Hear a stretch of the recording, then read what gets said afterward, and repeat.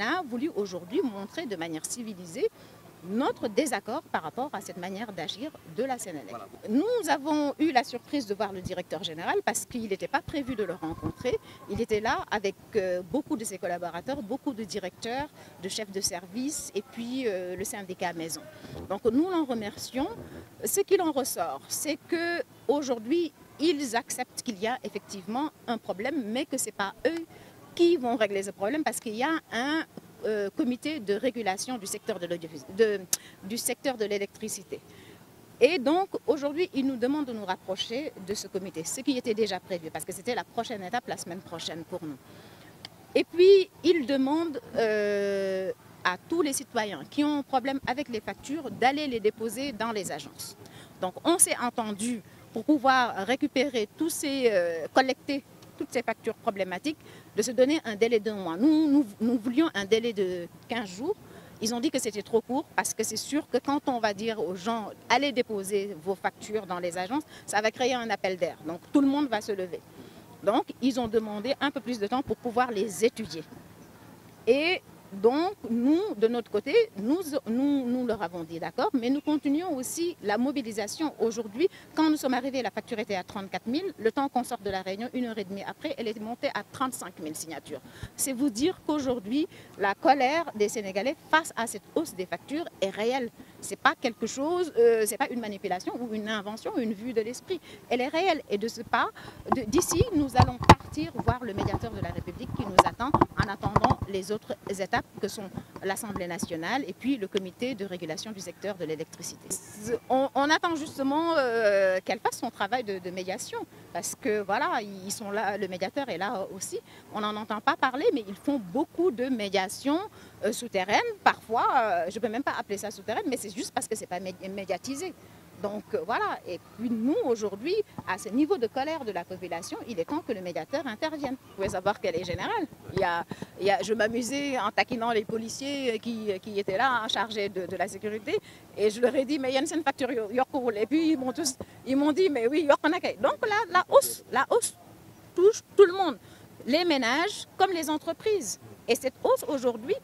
menace même la survie des entreprises. Il faut qu'on le sache. Parce que nous sortons de plusieurs périodes de crise successives, Covid, guerre en Ukraine. Aujourd'hui, vous avez vu les émeutes, ce que ça a causé comme dégâts.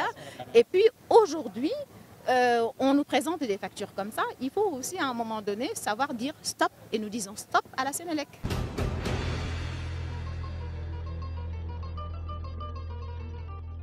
li taxoon ndaje mi tey mooy sénégalais yi ñoom ñëpp dañu gis ne factures yi ñu leen mujjee indi dafa jéggi dayo dëgg la nee nañ état bi am na lu mu wàññi si ndimbal bi mu doon dimbale Sénélec dëgg la li ñuy toggee courant bi pour mun ko jox nit ñi dafa yokku dëgg la aussi ne période bi ñu nekk nii dafa tàng waaye loolu mënul tax ko yow nga yeewu sa facture rek ñu ful ko ba mu mot ñetti téeméeri yoon dafa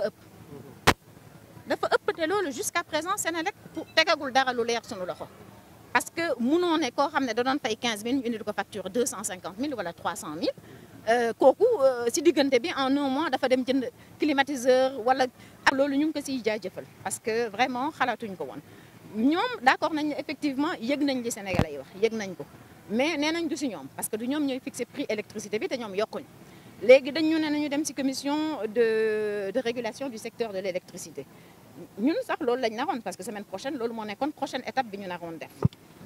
donc loolu d'accord nañ si ne ñun dinañ fa dem wax mu jóge fa aussi mu ne dégg na li ñu wax kon problème am na Sénégalais yi dajale ku nekk sa facture yi nga xam ne da nga ci am problème agence ba nga nekk gox ba nga nekk ci région ba nga nekk nga yóbbu ko fa nga bind sa plainte ne lii ak lii ak lii ak lii la ma Sénélec def sama facture dafa yokk de temps et puis ñu jox leen ko ñu bëggoon joxante dig daje bu fii ak fukki fan ak juróom mais ñoom dañu ne dafa gàtt parce que ñun dañu bëgg lu gaaw ndax xam nañu sénégalais dañu sonn ci électricité bi ñu wax leen fii ak fukki fan ak juróom ñu ne non parce que sénégalais yi ngeen ne ñëpp am nañ problème ñëpp bu ñu déposé il faut que ñu jël temps pour xool leen aussi au cas par cas moo tax ñu nangul leen ko aussi nangul nañ leen ko ne fii ak weer dinañ tase booru le 14 novembre incha allah mais date bi dinañ ko fixé si semaine boobu daal lay doon incha allah donc loolu lañ fa jëlee léegi nag prochaine étape bi mooy ñun suñu campagne day continuer si réseaux sociaux yi ak si média yi na gars yi signé pétition bi nekkoon fi mu toll nii moom courant bi ñëpp la laal te li tax sax signature bi yéex mooy si internet la ndax xam naa bu ñu wàccoon ci mbedd bi moom jox ku nekk nga signé dinañ am 100 000 signatures ndax courant bi ñëpp la laal maa ngi sax cokkaas policiers yi ñu indi pour ñu garder ñu fii di leen cokkaas naan leen ah yéen ndax seen facture yokkuwul ñu ne ma ah kay yokku na donc ñëpp la laal fi mu toll nii buñ fi jógee nii ñu ngi dem si médiateur de la République